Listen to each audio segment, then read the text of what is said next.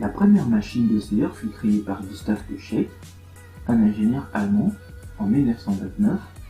Elle contenait un détecteur photosensible qui pointait une lumière sur un mot lorsqu'il correspondait à un gabarit contenu dans sa ligne. La lecture automatique des polices de caractères a beaucoup influencé la typographie au cours du temps.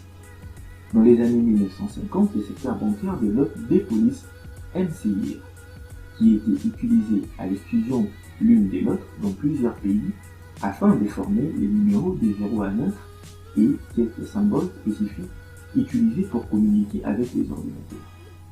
Si vous résidez en Amérique du Nord ou au Royaume-Uni, vous avez probablement déjà vu E-13B qui utilise des formes uniques pour chaque caractère.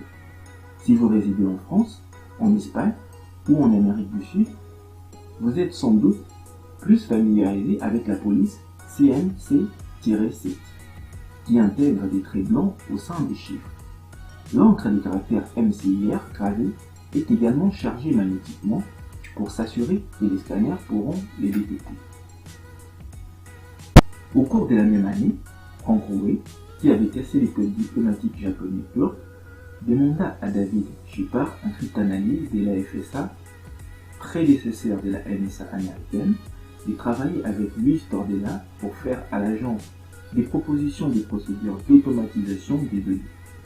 La question incluait le problème de la conversion des messages imprimés en langage machine pour le traitement informatique.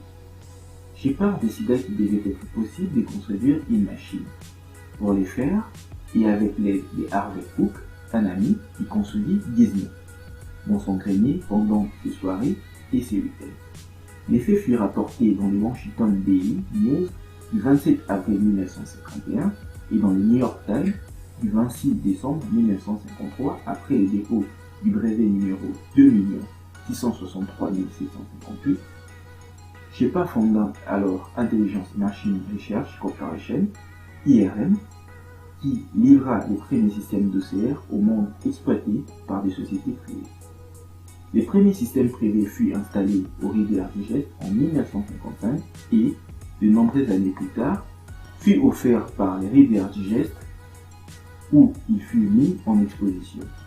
Les autres systèmes vendus par IRM à la fin des années 1950 comprenaient un lecteur de bordereau de facturation à l'Ohio Bell Telephone Company et un numériseur scanner de documents à l'US Air Force, la lecture de la transmission par télétexte des messages dactylographie.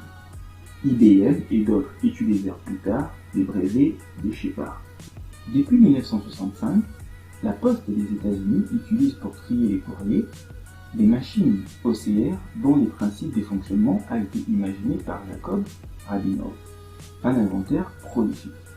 La Poste canadienne utilise des systèmes OCR depuis 1971.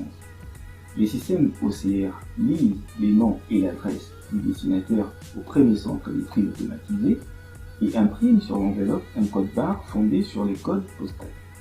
Les lettres n'ont pu être triées dans les centres suivants par les trieuses moins coûteuses qui n'ont qu'à lire les codes-barres. Pour éviter toute interférence avec l'adresse lisible, qui peut se trouver n'importe où sur la lettre, une encre spéciale est utilisée qui est clairement visible sous une lumière UV. Cette encre semble orange dans des conditions d'éclairage normales. Il a fallu attendre 1974 pour qu'un scientifique rassemble ces nouvelles connaissances dans une technologie qui permettait aux aveugles de lire des documents enregistrés sur un support informatique. On sort du domaine précis de la reconnaissance optique des caractères pour l'appliquer en utilisant des nouvelles technologies. Pour cela, les scientifiques du nom de Ray Kurzweil créèrent un système vocal pour dire les textes et améliora les procédés de numérisation. En 1976, le prototype fut fini et pour l'anecdote, c'est Steve Wonder qui finança le projet.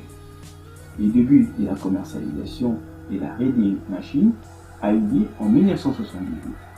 2 ans plus tard, Xerox acheta la société.